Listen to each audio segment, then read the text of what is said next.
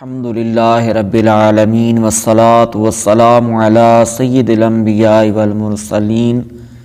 اما بعد فاعوذ باللہ من الشیطان الرجیم بسم اللہ الرحمن الرحیم اللہم صلی علی سیدنا و مولانا محمد وبارک وسلم وصلی علیہ۔ 11 شعبان المعظم کا ایک بہت ہی منفرد اور پیارا وظیفہ آپ کی بارگاہ میں لے کر حاضر ہیں۔ توجہ کے ساتھ سنیے گا اور ویڈیو اچھی لگے تو آگے بھی ضرور شیئر کیجیے گا۔ اللہ تبارک و تعالی شعبان المعظم کے صدقے ہمارے جتنے بھی پریشان مسلمان بہن بھائی ہیں، جن کے گھروں میں ناچاکیاں ہیں، جن کے خاندان میں ناچاکیاں ہیں، جن کے بچے ان کی بات نہیں مانتے، یا زوجہ بالخصوص خامد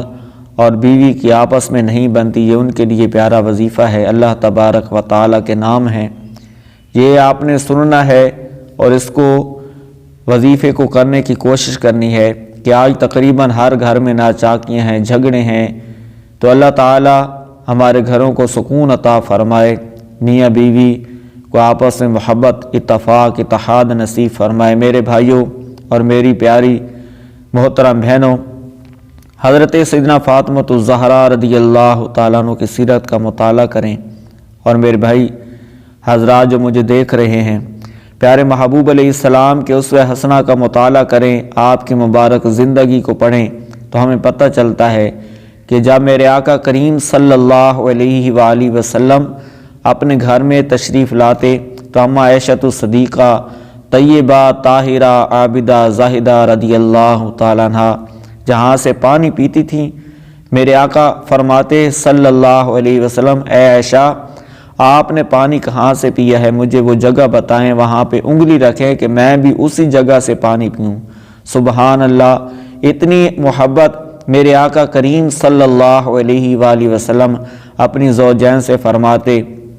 اور میرے بھائیوں اور میری محترم بہنوں، اللہ تعالی ہمیں بھی یہ توفیق عطا فرمائے کہ ہم بھی آپس میں محبت کرنے والے بن جائیں، گھروں کا سکون واپس آ جائے، اور یہ ایک ہی طریقے پر واپس آ سکتا ہے کہ جب ہم رسول کریم صلی اللہ علیہ وسلم کی مبارک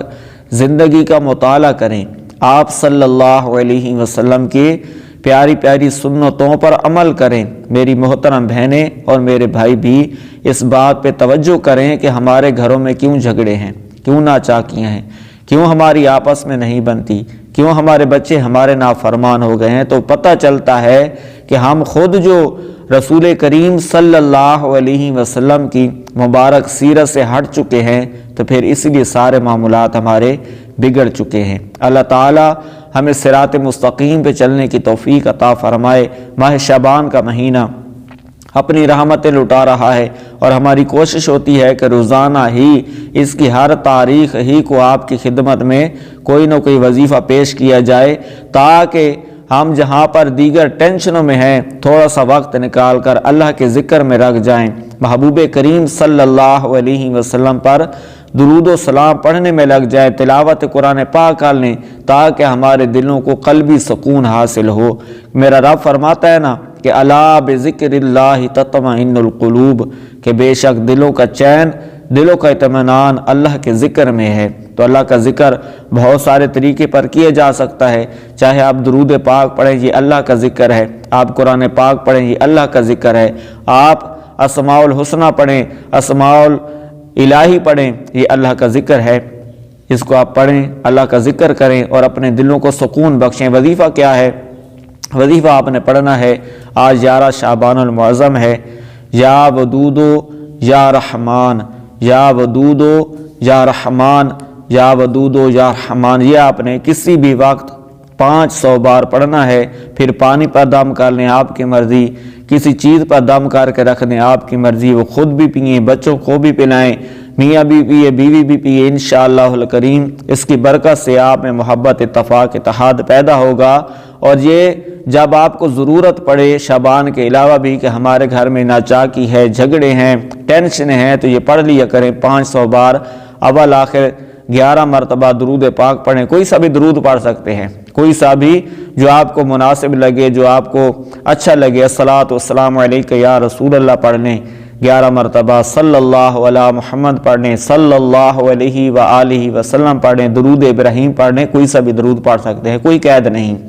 شعبان کے علاوہ بھی پڑھ لیں گے، 500 بار پڑھ کے کھانے کی چیز پر پانی پر دم کر کے پلائیں، انشاءاللہ الکریم اللہ تبارک و تعالی ضرور کرم فرمائے گا۔ ہمارے چینل پر آپ نئے ہیں تو سبسکرائب کر دیں اور آگے شیئر بھی کریں کہ تاکہ اور مسلمان دیکھیں، آپ کو بھی ثواب ملے گا۔ اور شعبان المعظم کی جو دن گزرتے جا رہے ہیں، یہ رمضان سے قریب ہوتا جا رہا ہے اور آنے والے دنوں میں